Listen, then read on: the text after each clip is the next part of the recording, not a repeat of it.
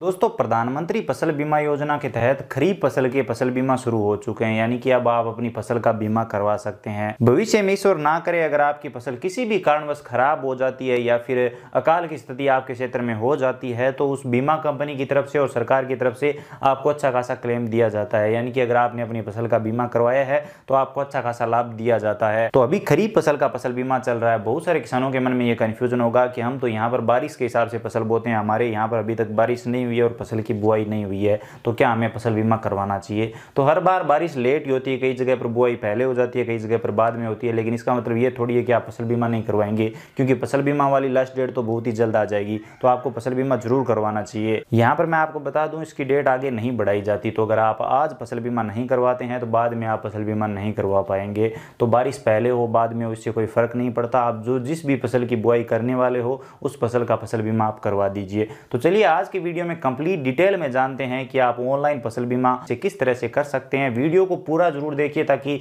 जब भी आप अपना फसल बीमा करें तो आपको कोई भी दिक्कत न आए या फिर आपका फसल बीमा जो फॉर्म है वो गलत ना हो, ताकि भविष्य में आपको कोई भी दिक्कत ना हो। इसी के साथ यहाँ पर ये भी जानेंगे कि किस फसल का कितना प्रीमियम आपको देना होगा, कितना गवर्नमेंट उस बीमा कंपनी को देगी, इसके बारे में चलिए कंप्लीट डिटेल में जानते हैं।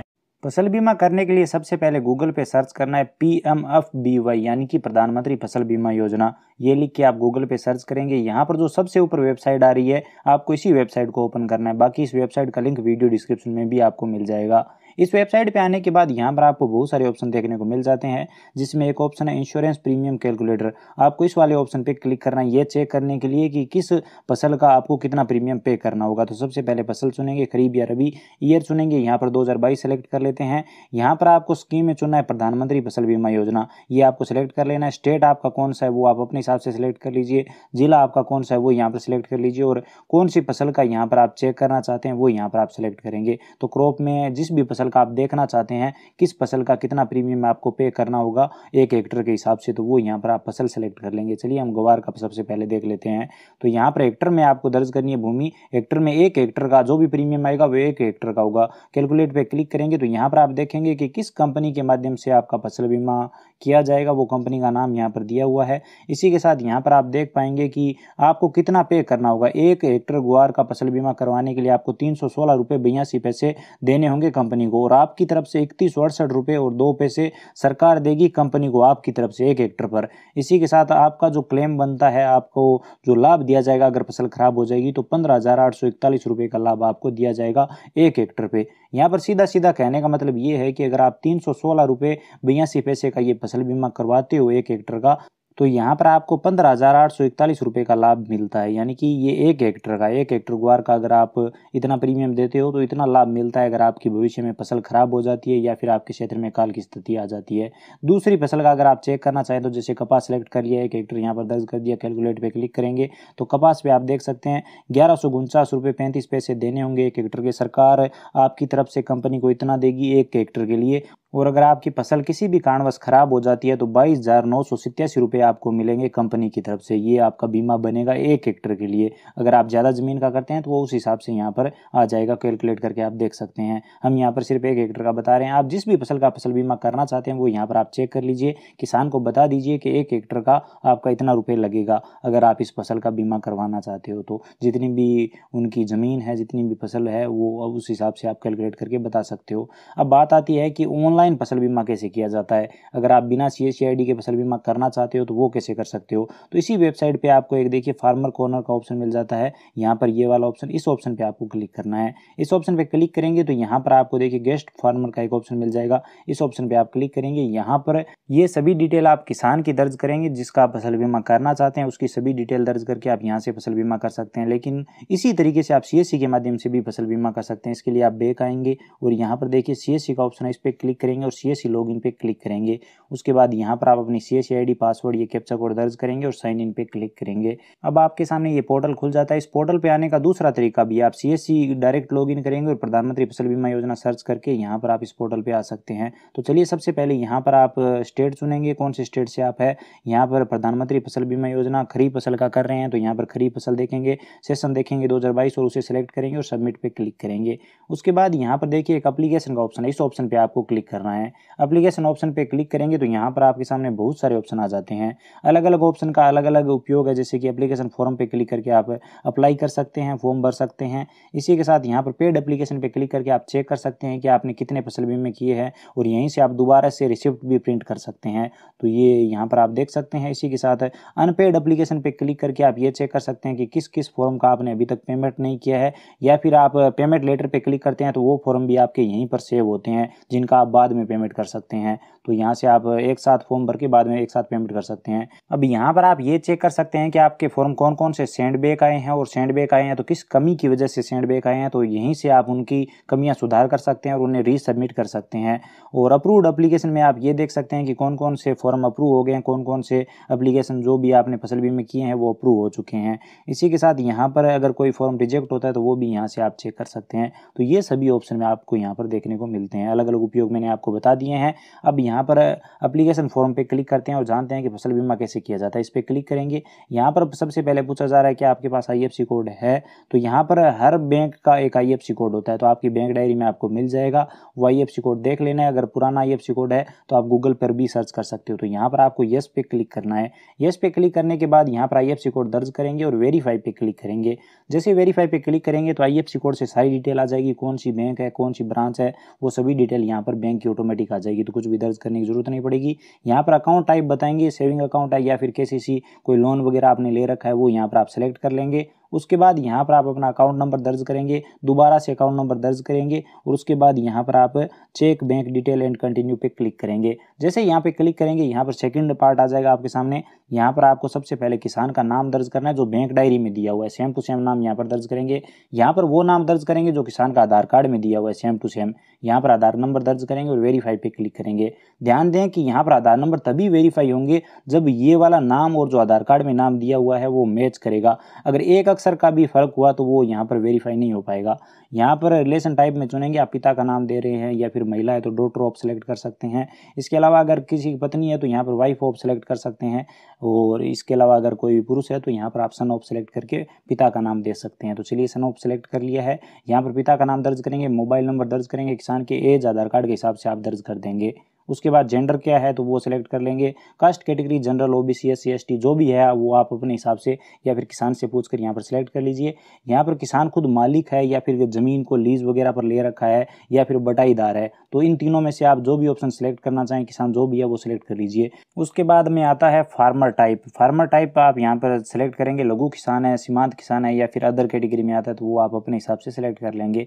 उसके बाद यहाँ पर आपको ध्यान देना चाहिए कि अगर आप किसान मालिक है, मालिक के ओनर के अलावा अगर कोई भी दोनों में से ऑप्शन आप सिलेक्ट करते हो, जैसे कि ज़मीन लीज पे ले रखी है या फिर बटाईदार है, तो इसका एक स्टाम्प भी आपको देना होगा। स्टाम्प पर एक शपथ पत्र लिखना होता है और वो भी आपको अलग से अपलोड करना होता है। लेकिन अगर खुद मालिक है, यहाँ पर खुद मालिक फसल बीमा करवा रहा है, ओनर है, तो यहाँ पर आपको कोई भी अलग से डॉक्यूमेंट देने की जरूरत नहीं है। तो यहाँ पर यही कहना चाहता हूँ, बटाईदार है या फिर ज़मीन लीज वगैरह पे ले रखी है तो उसके लिए आपको एक अलग से स्टाम्प पर शपथ पत्र देना होगा। उसके बाद यहाँ पर एड्रेस डिटेल आती है जिसमें आप अपना स्टेट सबसे पहले सेलेक्ट कर लेंगे, अपना डिस्ट्रिक्ट यहाँ पर सेलेक्ट कर लेंगे, यहाँ पर आपकी तहसील कौन सी है वो यहाँ पर सेलेक्ट कर लेंगे, यानी कि किसान की सभी डिटेल आएगी तो किसान की तहसील वगैरह कौन सी है वो सिलेक्ट कर लेंगे। उसके बाद गांव कौन सा है वो सिलेक्ट कर लेंगे, पिन कोड दर्ज कर देंगे। उसके बाद यहाँ पर अगर आप चाहें तो कंप्लीट एड्रेस भी दर्ज कर सकते हैं जिसमें वार्ड नंबर, मोहल्ला वगैरह जो भी है वो यहाँ पर आप दर्ज कर सकते हैं। बाकी आप चाहें तो थोड़ा बहुत दर्ज कर दीजिए, ये कोई ज़्यादा जरूरी नहीं होता। उसके बाद आती है नॉमिनी डिटेल। यहाँ पर अगर आप किसी को नॉमिनी बनाना चाहें तो यहाँ पर ये डिटेल दर्ज कर सकते हैं, नहीं तो ऑप्शनल है, कोई ज़रूरी नहीं है। अगर आप ये डिटेल दर्ज ना करना चाहें तो चेकबॉक्स पे क्लिक करें, ये डिटेल यहाँ पर गायब हो जाएगी। नहीं तो आप इसे अनचेक रखेंगे और यहाँ पर नॉमिनी का नाम दर्ज करेंगे और एज दर्ज करेंगे, आपके साथ क्या संबंध है वो यहाँ पर बताएंगे और एड्रेस यहाँ पर दर्ज कर देंगे। सन ऑफ, डॉटर ऑफ जो भी है वो यहाँ पर लिख सेलेक्ट कर लेंगे और यहाँ पर एड्रेस दर्ज करके सेव एंड कंटिन्यू पे क्लिक करेंगे। सेव एंड कंटिन्यू पे क्लिक करने के बाद यहाँ पर नेक्स्ट पेज पे आ जाते हैं हम। यहाँ पर आपको आपकी ज़मीन की डिटेल देनी होती है जहाँ पर आपने बुआई कर रखी है। तो सबसे पहले वो ज़मीन कहाँ पर है उस डिस्ट्रिक्ट का चुनाव यहाँ पर करेंगे, तहसील का चुनाव करेंगे। उसके बाद गिरदावर सर्कल आप जमाबंदी में देखकर सेलेक्ट कर सकते हैं या फिर अपने पटवारी वगैरह से पूछ सकते हैं और वो आप यहाँ पर सेलेक्ट कर सकते हैं। उसके बाद पटवार हल्का कौन सा है वो सिलेक्ट कर लीजिए। उसके बाद आपका गाँव कौन सा है, यानी कि ज़मीन का जिस जगह पर आपकी ज़मीन है वो गाँव यहाँ पर आपको सेलेक्ट करना है। तो चलिए हम सेलेक्ट कर लेते हैं। उसके बाद आता है मिक्स क्रॉपिंग। क्रॉपिंग, इसको लेकर बहुत सारे लोगों के मन में कन्फ्यूजन है और बहुत सारे लोग इसको सही तरीके से यूज़ भी नहीं कर पाते हैं। तो चलिए इसके बारे में बात करते हैं। मिक्स क्रॉपिंग तब यहाँ पर आप यूज़ करना होता है जब किसान की एक ही खसरे में, एक ही खाते में ज़मीन होती है और उसी खसरे पर वो 2-3 फसल का बीमा करवाना चाहता है, तो मिक्स क्रॉपिंग का आपको यूज़ करना होता है। बाकी अभी ये इतना ज़रूरी नहीं है, तो चलिए मैं आपको बता देता हूँ कैसे करते हैं। इसे आप सेलेक्ट करेंगे, अगर एक खसरे में किसान की ज़मीन है और 2 फसल का बीमा करना चाहते हैं या फिर 4 का, तो कौन कौन सी फसल है वो यहाँ पर सेलेक्ट कर लेंगे। मोठ हमने सेलेक्ट कर लिया, चलिए गुआर भी सेलेक्ट कर लेते हैं। हमने 2 फसल सेलेक्ट किए, आप चाहें तो ज़्यादा भी सिलेक्ट कर सकते हैं। बुआई की डेट यहाँ पर बता देंगे, सोविंग डेट, बुआई की डेट कौन सी है वो बता देंगे। उसके बाद यहाँ पर रेशियो देना होता है, कितने प्रतिशत भाग में ज़मीन जो है टोटल उसके कितने प्रतिशत भाग में मोठ है और कितने प्रतिशत भाग में गुआर है, वो यहाँ पर आपको बताना होता है। उदाहरण के लिए मान लीजिए 10 बीघा ज़मीन है, 5 बीघा में मोठ है और 5 बीघा में गुआर है, तो यहाँ पर आपको 50% दोनों में कर देना होता है। तो इस तरह से ये आ जाता है। इसके अलावा मान लीजिए 10 हेक्टेयर ज़मीन है और 7 हेक्टेयर पर मोठ है और 3 हेक्टेयर पर गंवार है, तो यहाँ पर आप दर्ज करेंगे 70-30, यानी कि 70% में तो मोठ है और 30% में गंवार है। तो इस तरह से आपको ये रेशियो बताना होता है। बाकी अगर आप इसके बारे में ज़्यादा डिटेल में जानना चाहते हैं तो आप कमेंट सेक्शन में बता सकते हैं, इसके लिए मैं एक अलग से वीडियो बनाकर बता दूंगा। अब चलिए बात करते हैं कि आपको आगे फसल बीमा कैसे करना है। तो इसे अनचेक करेंगे और यहाँ पर आप सबसे पहले सेलेक्ट करेंगे कि किस फसल का आपको बीमा करना है। ये मिक्स क्रॉपिंग इतना ज़रूरी नहीं होता, आप डायरेक्ट भी कर सकते हैं। तो यहाँ पर हमने मोड सेलेक्ट कर लिया, बुआई की डेट सेलेक्ट कर लिया, जो फसल है उसका मालिक खुद है या फिर कोई किराएदार है या फिर बटाईदार है, वो यहाँ पर आप अपने हिसाब से सेलेक्ट कर लीजिए। मालिक है तो ओनर सेलेक्ट कर लीजिए। यहाँ पर खसरा नंबर दर्ज करेंगे, उसके बाद खाता नंबर दर्ज करेंगे। तो जो भी जमा मंदी में खसरा नंबर दिया हुआ है वो और खाता नंबर यहाँ पर आप दर्ज कर देंगे। ये डिटेल दर्ज करने के बाद आपको वेरीफाई पे क्लिक करना है। यहाँ पर इस खाता नंबर और खसरा नंबर में जितने भी किसान होंगे वो आपके सामने आ जाएंगे। आप जिस भी किसान का बीमा कर रहे हैं उसे सिलेक्ट करेंगे। उसके बाद व्यू ऑलरेडी इंश्योर्ड पे क्लिक करके आप चेक कर सकते हैं कि पहले से बीमा हुआ है या नहीं हुआ है। तो सबमिट पे क्लिक करेंगे, यहाँ पर टोटल ज़मीन आ जाएगी, इस किसान के हिस्से में कितनी ज़मीन आ रही है। आप यहाँ पर मोठ की बुआई कितने में कर रखी है आपने, मोठ का फसल बीमा आप कितने हेक्टेयर में करना चाहते हैं वो यहाँ पर आप अपने हिसाब से दर्ज कर सकते हैं। टोटल ज़मीन आती है, यहाँ पर आप अपने हिसाब से मैनुअली दर्ज कर सकते हैं। उसके बाद ऐड कर देंगे, यहाँ पर ज़मीन ऐड हो जाएगी। अब अगर आपने इसी ज़मीन में कोई और फसल की बुआई कर रखी है या फिर कोई दूसरे गांव में आपकी और ज़मीन है तो गांव चेंज कर सकते हैं, वो ज़मीन यहाँ पर ऐड कर सकते हैं। चलिए हम इसी ज़मीन पर मूंग का भी फसल बीमा कर देते हैं। तो इसी ज़मीन पर हमने मूंग की बुआई कर रखी है, मूंग सेलेक्ट कर लिया, बुआई की डेट सेलेक्ट कर ली, यहाँ पर खसरा नंबर खाता नंबर दर्ज कर देंगे, वेरीफाई करेंगे और उसी तरीके से यहाँ पर इसे भी ऐड कर देंगे। तो आप देखिए एक ही खाते में और एक ही खसरे में 2 फसल यहाँ पर ऐड हो गई है, तो मिक्स क्रॉपिंग की तो ज़रूरत ही नहीं है। तो यहाँ पर इस तरह से जितनी भी आपने बुआई कर रखी है या फिर जितनी भी फसल का बीमा करना चाहते हैं वो यहाँ पर एक एक करके ऐड कर लेंगे। उसके बाद आता है डॉक्यूमेंट अपलोड। अब क्या क्या डॉक्यूमेंट अपलोड करने हैं, तो सबसे पहले आपको बैंक पासबुक अपलोड करनी है। तो बैंक डायरी किसान की आपके पास होनी चाहिए जिसके नाम से फसल बीमा किया जा रहा है। यहाँ पर जमाबंदी अपलोड करनी होगी और यहाँ पर आपको सोविंग सर्टिफिकेट अपलोड करना होगा। सोविंग सर्टिफिकेट कुछ इस प्रकार का दिखाई देता है, इसका लिंक वीडियो डिस्क्रिप्शन में आपको मिल जाएगा। इस पर किसी के भी हस्ताक्षर की जरूरत नहीं होती, ये किसान खुद की तरफ से ये भरा जाता है। किसान खुद भरेगा, नाम, पिता का नाम, एड्रेस वगैरह और किस फसल का बीमा करवा रहा है वो सब डिटेल भर के और यहाँ पर अपलोड करना होता है। उसके बाद ये जो किराएदार वाला सर्टिफिकेट है, लीज वाला सर्टिफिकेट है, ये जरूरी नहीं होता किसान ओनर के लिए। बाकी अगर किसी कोई बटाईदार है या फिर लीज पे ज़मीन ले रखी है तो ये लास्ट वाला डॉक्यूमेंट अपलोड करने की जरूरत होती है, नहीं तो आप ये 3 अपलोड कर दीजिए। तो चलिए एक एक करके इन तीनों को हम अपलोड कर देते हैं, क्योंकि यहाँ पर हम मालिक का ही बीमा कर रहे हैं। जो मालिक है ज़मीन का उसका यहाँ पर बीमा किया जा रहा है, तो उसे हम यहाँ पर सेलेक्ट कर लेते हैं। एक एक करके बैंक डायरी अपलोड कर देंगे, बैंक डायरी सेलेक्ट करेंगे, उसके बाद अपलोड पे क्लिक करेंगे। इसी तरीके से यहाँ पर जमाबंदी भी अपलोड कर देंगे और यहाँ पर सोविंग सर्टिफिकेट भी अपलोड कर देंगे। उसके बाद प्रीव्यू पे क्लिक करेंगे, फॉर्म का यहाँ पर प्रीव्यू आ जाएगा, सारी डिटेल चेक कर लेंगे। कोई कमी है तो एडिट के जगह जगह पर ऑप्शन दिए हुए हैं, इन पे क्लिक करके आप एडिट कर सकते हैं। नहीं तो अगर आपको सारी डिटेल सही लगती है तो आप सबमिट पे क्लिक करेंगे। उसके बाद यहाँ पर आपको बता दिया जाएगा कि कितना प्रीमियम आपको देना होगा। उसके बाद अगर आप चाहें तो पे लेटर पे क्लिक करके आप अनपेड में अपने फॉर्म को सेव कर सकते हैं, बाद में पेमेंट कर सकते हैं। नहीं तो यहीं से आप डायरेक्ट पेमेंट भी कर सकते हैं, लेकिन ध्यान रखें इतने पैसे आपके CSC वॉलेट में होने चाहिए। तो यहाँ पर मेक पेमेंट पे क्लिक करेंगे। मेक पेमेंट पे क्लिक करने के बाद यहाँ पर CSC पासवर्ड दर्ज करेंगे, वैलिडेट पे क्लिक करेंगे, वॉलेट पिन दर्ज करेंगे और पे क्लिक करेंगे। जैसे ही यहाँ पर पेमेंट सक्सेसफुली आपका होगा उसके बाद यहाँ पर आपके सामने रिसिप्ट भी आ जाएगी। यहाँ पर आप देख सकते हैं एप्लीकेशन नंबर आ चुके हैं, प्रिंट का ऑप्शन आ चुका है, इस पर क्लिक करेंगे, फाइनल प्रिंट आउट आपके सामने आ जाएगा। इस रिसिप्ट का प्रिंट आउट आप निकाल लेंगे और अगर किसी किसान का आपने फसल बीमा किया है तो उस किसान को ये रिसिप्ट दे देंगे, या फिर आप अपने पास भी सेव करके इसे रख सकते हैं अगर आपने खुद का फसल बीमा किया है।